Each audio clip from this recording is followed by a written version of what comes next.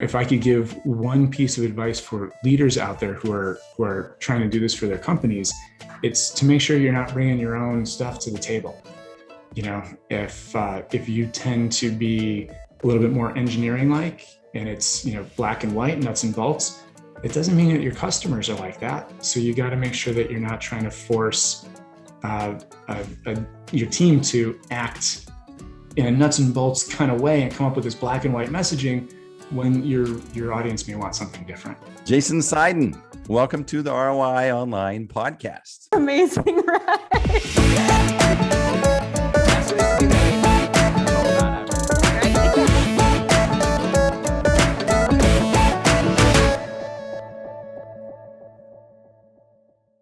So, Jason, you have a great name for your company, Brndstrm, and I love that because it really makes sense to me. Brainstorms. We're going to brainstorm around your brand, and you've been doing this for a while. Tell us a little bit about how you got started and why you decided to plant your flag here.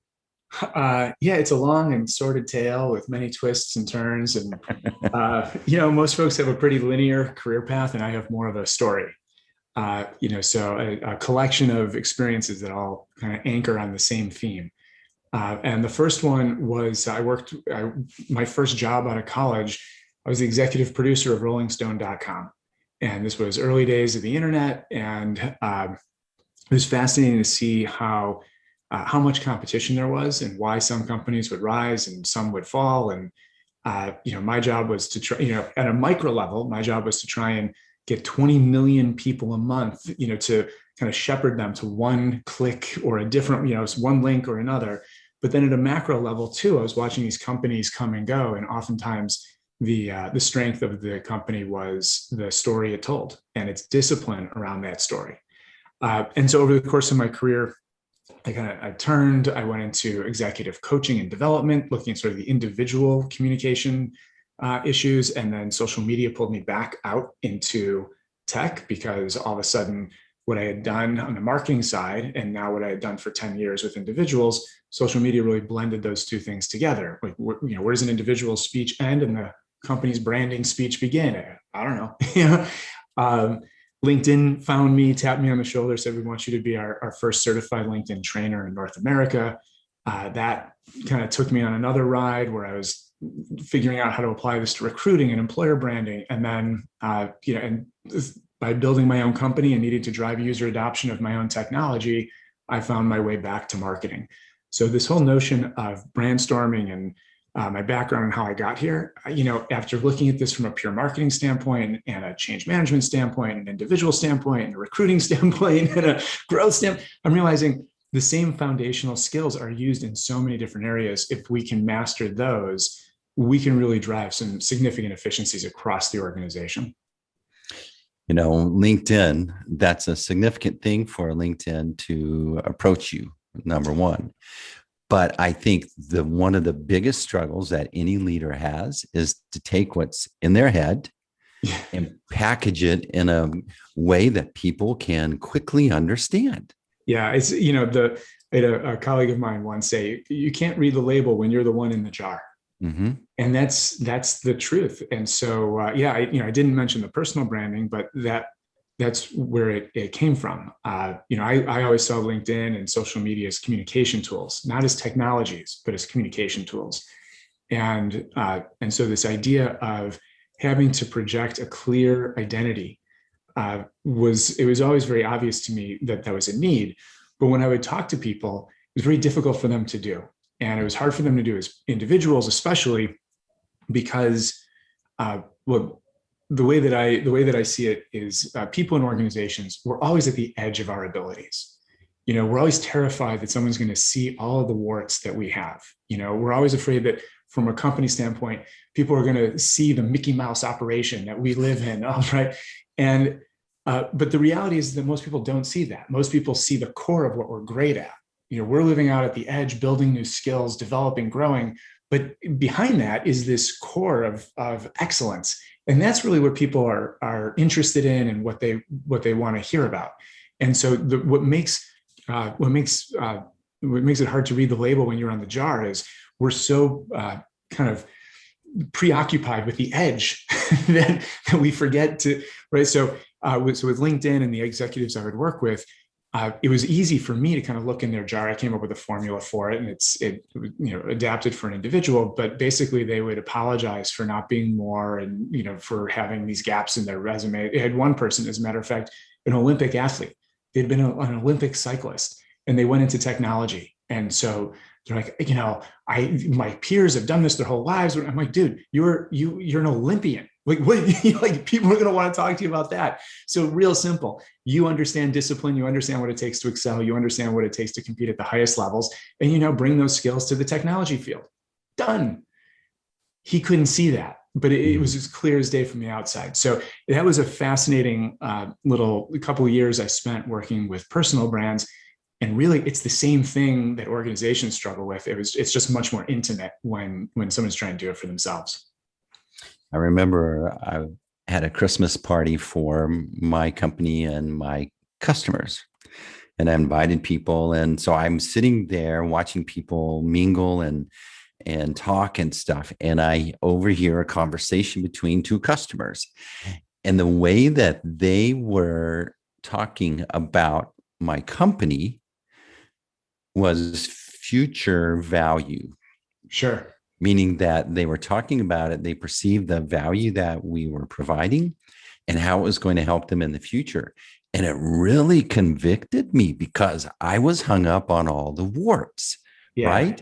And it really moved me to start owning how my customers were seeing us. And it was a transformational point. But I thought about every leader has to go through that. There's this point where you have to give yourself permission to see your value as your customers see you. I think you just said something really key too, which is giving yourself permission.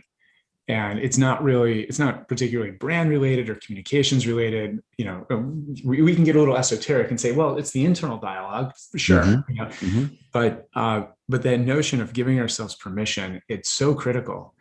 We have to be okay with that. Like you have to be okay living at the edge, being imperfect, having problems, and being excellent at the same time. And it's nuanced and it's hard. And I think you're dead on with that. It's really the secret to good a lot of things, but certainly to good branding and good messaging. Mm-hmm. When I work with people and we are discussing their brand or their personal brand, it's derived from the why you started this whole effort anyway.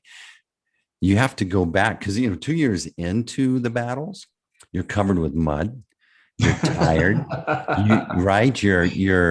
you've experienced losses and train wrecks and messes. There's a lot of things that go on in this journey. But if you don't stop and go back to go, why in the world did you attempt this in the first place anyway?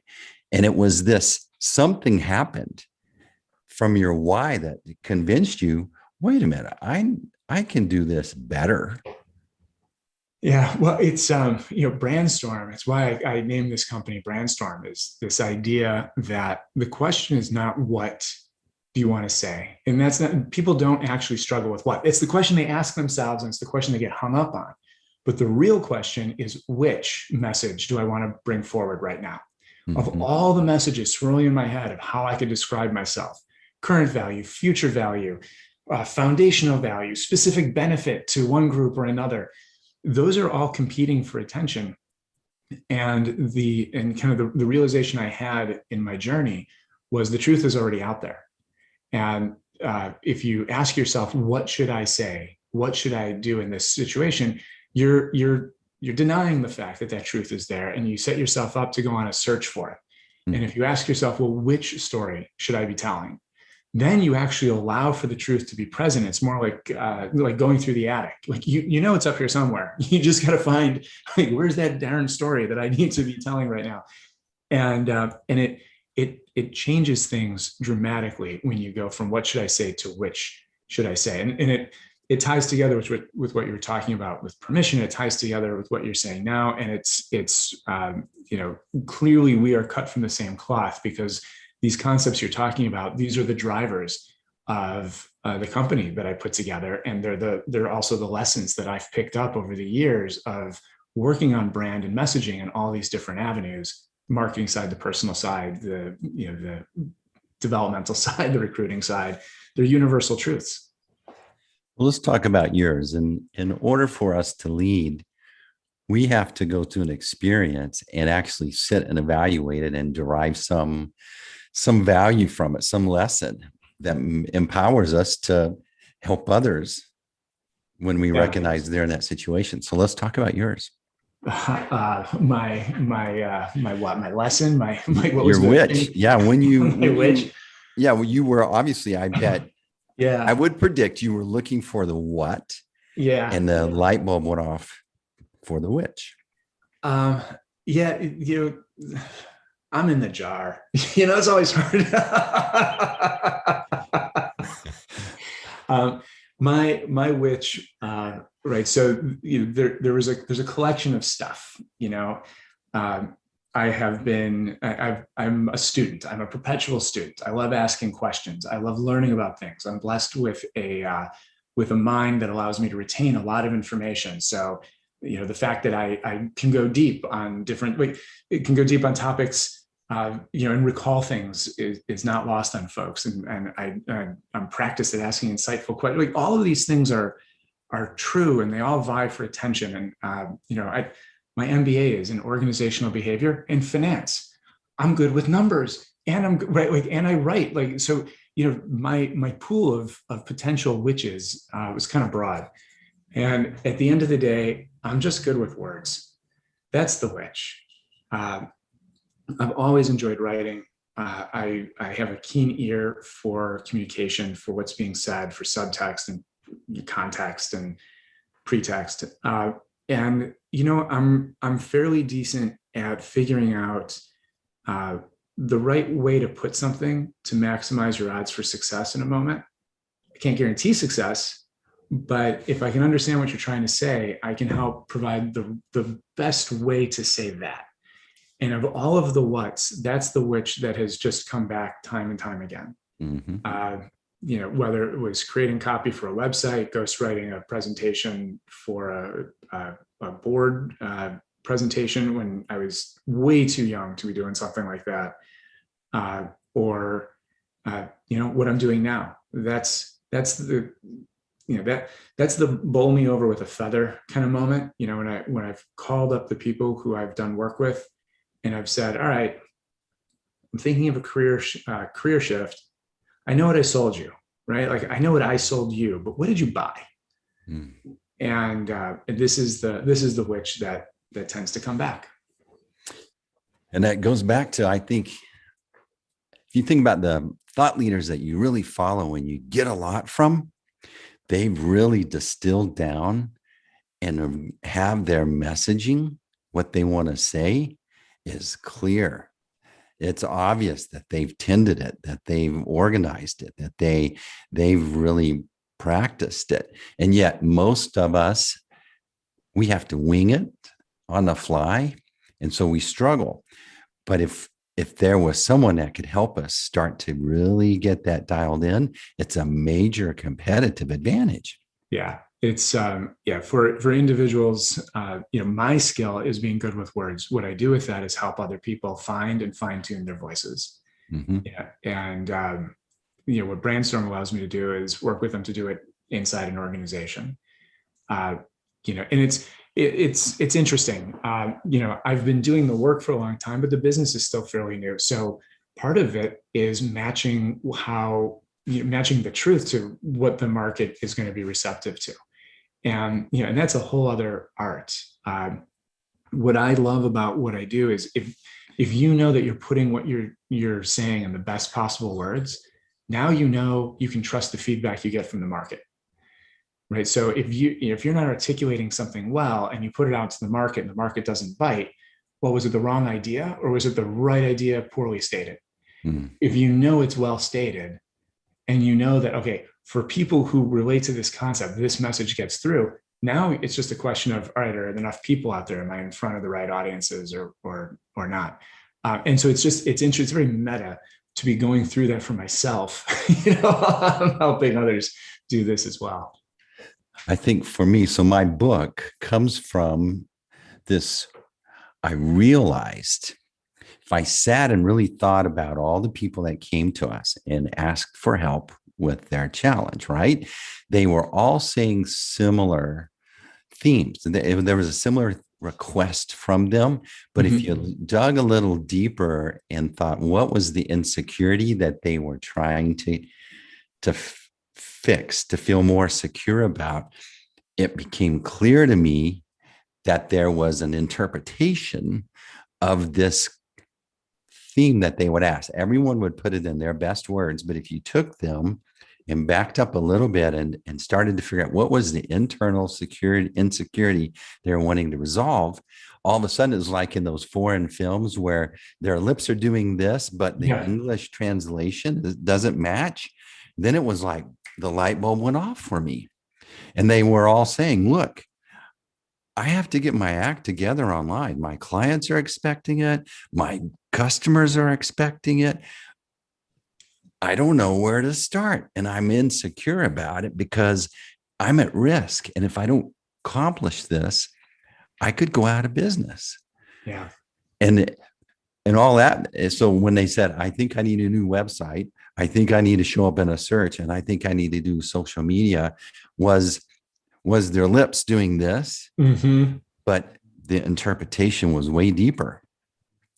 And that's when it became clear, oh, I need to help them figure out that this is a business challenge they're overcoming, not this little, hurry, let's get this little stupid marketing thing done so I can get back to real business. Isn't it remarkable how many people mistake communications as a tactic? And it's just not. I think what makes communications issues, and I'm using that term broadly to encompass branding and marketing. Communication is how we convey what's in our heads, and we convert what's in our heads to something tangible, to an action, to a thing, to something that people can see in the real world. So when the communication is unclear, that translation from thought to reality is unclear, and you end up creating the wrong thing or not creating anything at all. And because of that, communication has to be treated as something strategic. It has to be treated as something more meaningful. Your story makes a ton of sense to me because if these folks were allowed to treat the website as just check the box, I have a website. Well, unless that website tells the world what it's supposed to tell them, it's not going to work. Kids, right? Like, so, here's a universal experience. I'm hungry. Okay, what would you like to eat? I don't care. I just want lunch. Okay, great. And then you make the peanut butter and jelly sandwich, and the kid goes, well, I didn't want that. You're right. Like, well, I'm glad you wanted, a hot dog, but you didn't say I wanted a hot dog. You said you want lunch. So you got my interpretation of lunch, and that was a PB&J. Yeah. If you wanted a hot dog, you should have said, I want a hot dog, right? And that's that. I mean, it's funny, but in business, it's tragic if we don't get it right. That is that strategy. Like figuring out up here, I want a hot dog, and saying I need a website to communicate. That's what I want. I want to connect with the hot dog makers of the world so they ship me free stuff. And by the way, please don't, because I don't like hot dogs. But the point is it's not tactical. Like your realization and the work that you do for companies, I think it's so important. The fact that you can read through what they're saying to hear the underlying message, and then pull that out, work through whatever fear is keeping them from pulling that out in the first place, give them permission to be okay with it, help them find that voice. I mean, you and I are in similar lines of work, and it's exciting to hear how you put it, because I think it's just so important. Wow. They don't know they can ask for a hot dog, or oftentimes I realized they didn't know, they've intuitively felt. Yeah. But they didn't have the words to describe what they needed. And so it's our job to help do that translation. Yeah. And that's where they settle in and feel, all right, you get me. and now I feel safe. No, so I had a formative experience in high school, um, talking about getting somebody and feeling safe. Uh, I did Model UN in high school, and we would go to New York. You did what? Model United Nations. Okay. And so we went to New York, and one year we were representing, I forget exactly which country, but it was a country where they spoke French. And I was fortunate enough to meet the ambassadors from the country. And there was an interpreter. And these guys, they tried speaking English, and I'm in high school. And their English was passable. But I'm listening, and I'm thinking, if I just close my eyes and listen to what they're saying, they don't sound very intelligent.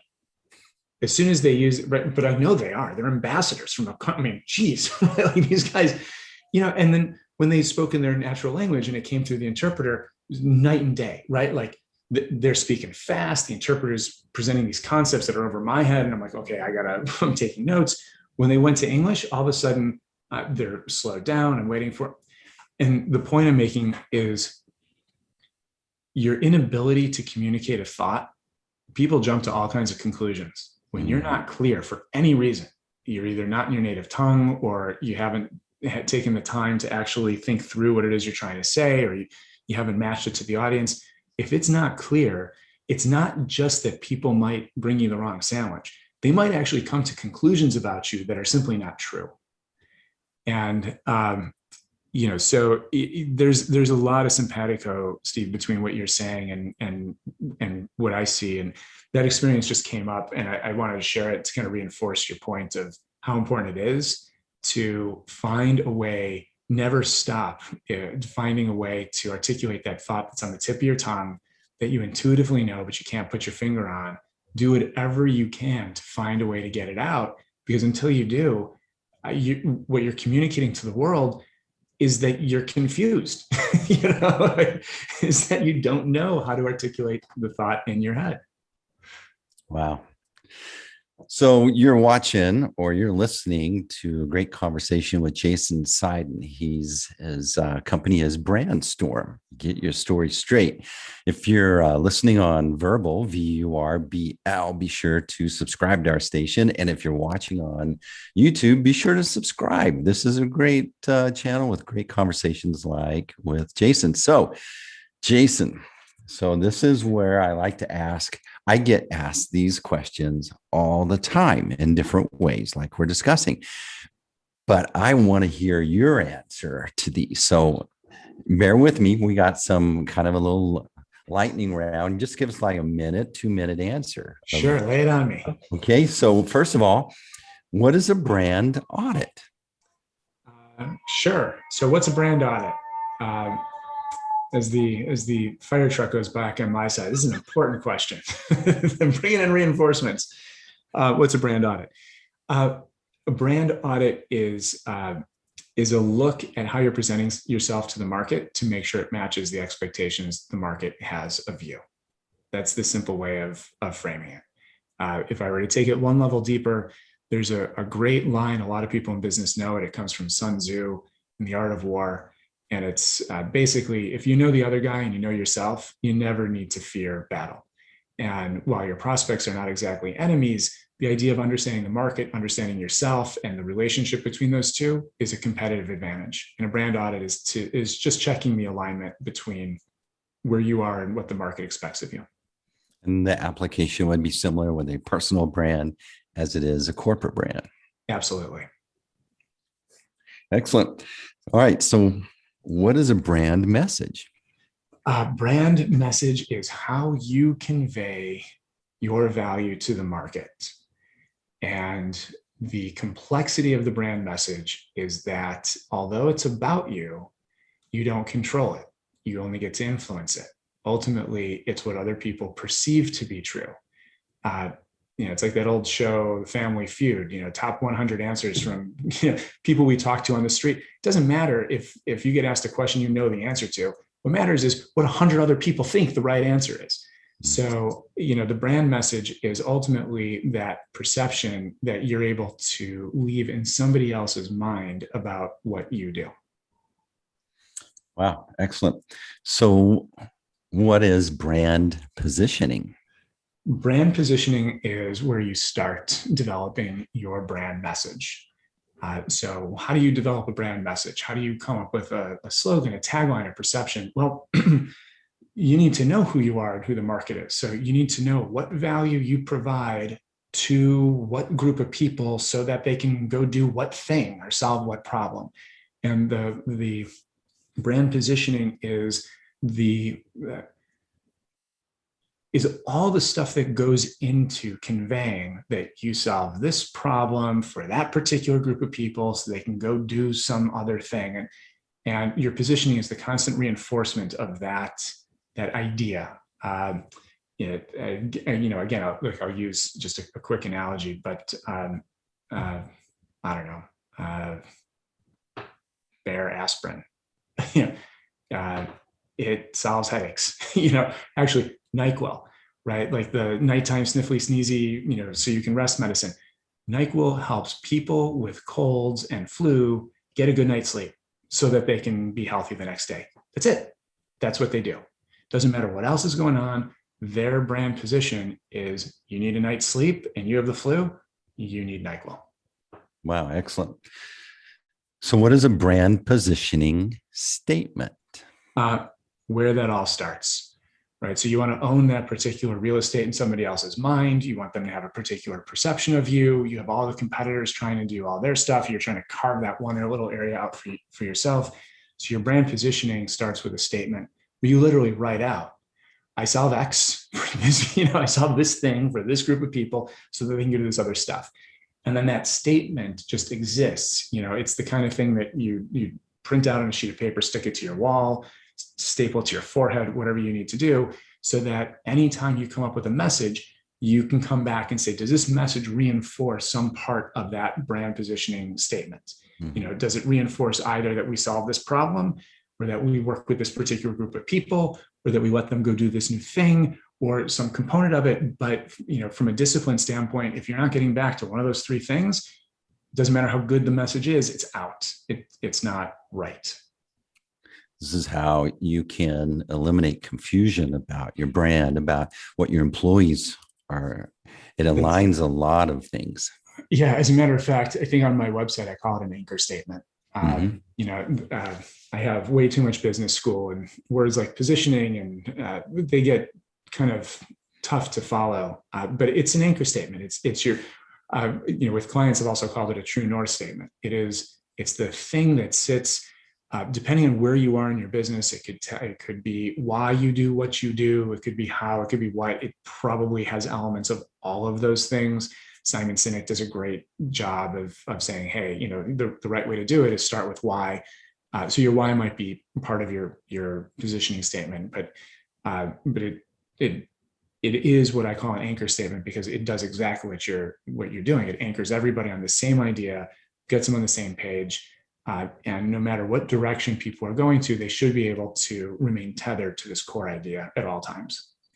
That's cool. I like that name, anchor statement. It really conveys a lot of different things, but it's an example of great communication. How do you write a brand positioning strategy? If I only knew.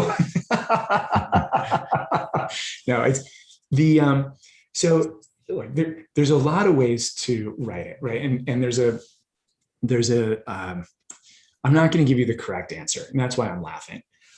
The correct answer is it's like, hey, there's a lot of different ways to think about positioning, and there's 9 different ways that you can kind of consider your value versus the market, and you can anchor yourself against a competitor and be like the anti-that guy, or you can be price oriented, or you can have a value that you attach to. There's all these different ways. The way that I write it is a little bit different. I believe the truth is out there. We all talk about gut feelings, right? Well, if you're having a gut feeling and we all want to trust our gut, the idea is that can't be real unless your gut is reacting to something that already exists. So what is that thing? And apropos of what we were talking about before, usually when I get into an organization, there's already messaging. It's probably not disciplined. It's a little all over the map, but it exists. There's stuff that's out there. And what that means is the truth is out there, and the truth is going to be buried in those documents. And these folks are probably too close to it to see. They can't tell the difference between, some of their messaging was probably written for their current value, some was written for future value, some is different benefits, right? It's all out there. But I guarantee that the truth, their gut has been pushing them in a particular direction. And there's a thread that ties a lot of those materials together. They can't see it because they're too close to it. But how do I write a brand positioning message? I start with what exists and I go look for those threads. And then I come back and I say, hey, here's some threads that I have discovered in your messaging. Let's talk about this. And we start with that. And usually that elicits those light bulb moments where it's like, yeah, I would love to, but I'm afraid, of leaving this other group out, or I'm afraid of, right? And all of the noise is basically them trying to allay their fears. So I know you asked for a 1-minute answer, and that was a little bit longer. To summarize, so you have a soundbite for it. How do I write it? I look at existing messaging. I look for the common thread, the truth that is straining to find its way out. And I try and carve away as much of the stuff that was added because of fear.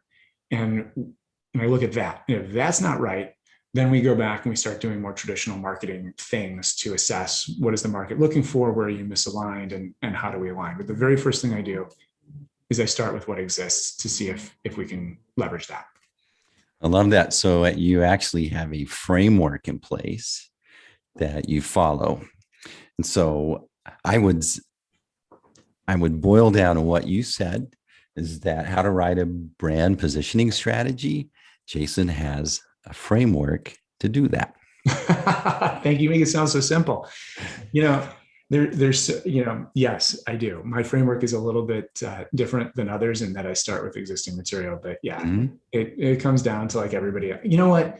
I'm like a snowflake, Steve. I am unique in my own ways. And from 4 feet away, I look exactly the same as everybody else. Yeah. But that's right there is the essence of the challenge of positioning your brand to convey your unique expertise and value. Right. Because when you back up, everybody looks the same. So the challenge is, how do you make your brand really convey the essence of your expertise, your perspectives, not everyone else's? That's it. So the way that I do that is I do this show and I pull marketing value from you for my own business while we're having a conversation to help others. The learning never stops. I so appreciate it. Excellent. So you're listening to, or you're watching a great conversation on the ROI Online Podcast with Jason Seiden, Seiden. If you're listening on Verbal, VURBL, I'm spelling a bunch in this episode here. Check out Verbal. If you're not on Verbal, you need to be, but be sure to subscribe to our channel. And then if you're watching on YouTube, be sure to subscribe as well. So Jason, I always like to ask this question. So you love talking about what you do, but what's one question I haven't asked that you'd love to answer? A question, curse you. Absolutely. I ask the same darn question of almost everybody. And you'd think that I'd be prepared to have it thrown back to me. And I'm not. A question that I wish you would ask. What would be interesting, the most challenging, sure. Why can't people do this for themselves? What is the hardest thing? How does that manifest? So let's ask that. It's interesting. I see a lot of overlap between people's personalities, interpersonal ability, and what happens in a business. I find a lot of decisions, we like to say they're rational. We do the ROI analysis. Nope, they're rationalized. We go find the right numbers to match what we wanted them to say in the first place. And it's a little cliche to say fear is what gets in the way of a lot of people, but it's something personal. It's fear. It's usually something very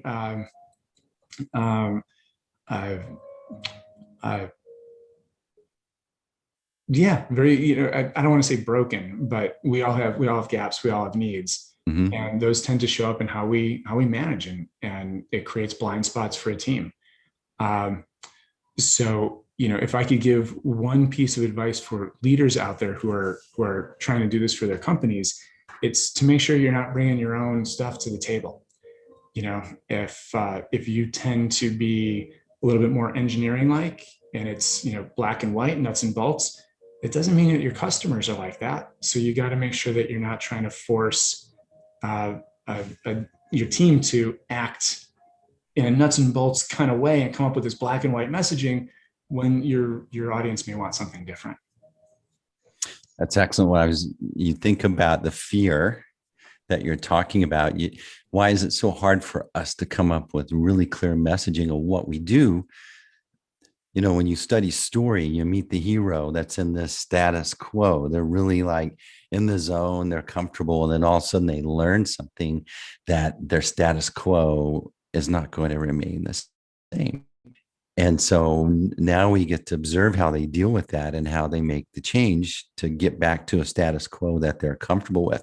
So that means they've in their comfort zone, but then they get pushed into an uncomfort zone, which introduces internal insecurities. Yeah, well, so on Freytag's pyramid, I like to think that at the end, the baseline will be a little bit better than the beginning baseline, just to make the story worth it. That's my own addition. But I find in business in particular, it's a really good framework because most people want things to be very linear. They want their careers to be linear. They want the message to the market to be linear. And the reality is that as human creatures, we are built for stories. So if you strip the conflict out of a marketing message, it's not compelling.